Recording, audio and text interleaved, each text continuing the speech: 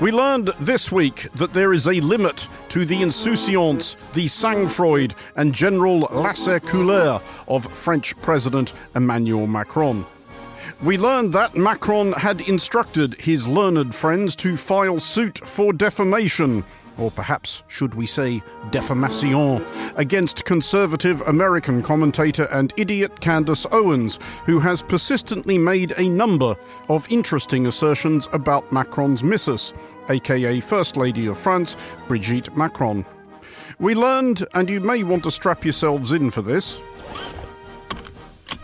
that Owen believes that Madame Macron, a mother of three, was in fact born a man, one Jean-Michel Trogneux, and is actually a blood relative of President Macron, who is himself the product of some variety of CIA mind control endeavour. Not really sure Owens is asserting that Macron, though fundamentally human, has merely been programmed by American spooks, or is some sort of wholesale android being wholly remotely controlled from a bunker at Langley, and to be honest don't care all that much, as this is all obviously quite mad. But we learned that Owens was unrepentant, if incomprehensible. We are revolting against this. We're revolting against the perverts that run the world. And I want to be very clear here. I count you among them. I think you're sick. I think you're disgusting. And I am fully prepared to take on this battle on behalf of the entire world. Speaking on behalf of the entire world, this all sounds like tremendous fun. Good luck with it. And we, for one humorous news review, look forward to a court case which will basically write this thing for us for weeks, as well as furnish ample further opportunity to wheel out that somewhat borderline Gallic outrage chorus we recorded whenever and whyever it was. Non, vraiment, non.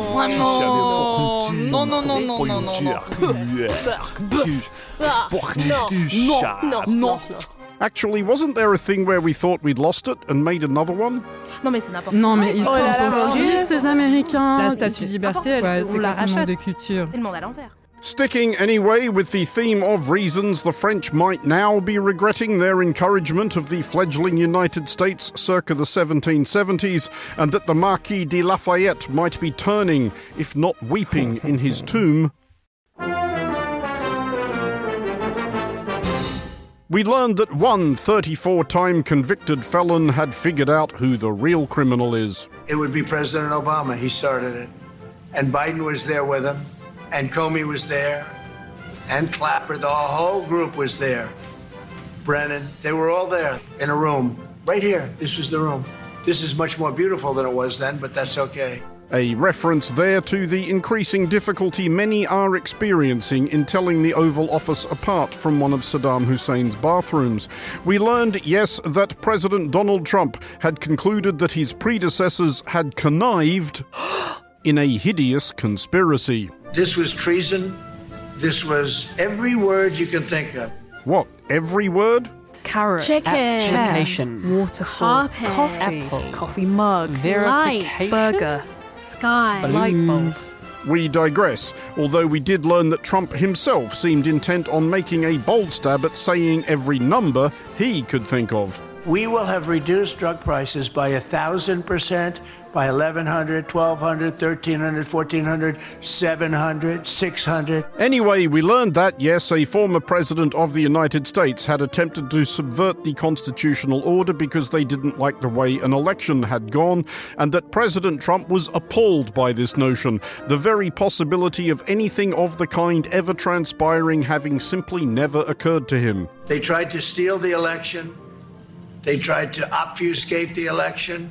They did things that nobody's ever even imagined. But we learned that Trump's point person on this, Director of National Intelligence Tulsi Gabbard, an appointment which continues to make as much sense as naming Vin Diesel Director of National Hair, was somewhat struggling to make the case. Possibly because there isn't one, who can say? It has to do with an outgoing president taking action to manufacture intelligence to undermine and usurp the will of the American people in that election and launch what would be a years-long coup against the incoming President of the United States, Donald Trump. An outgoing president taking action to undermine and usurp the will of the American people. Sounds dreadful.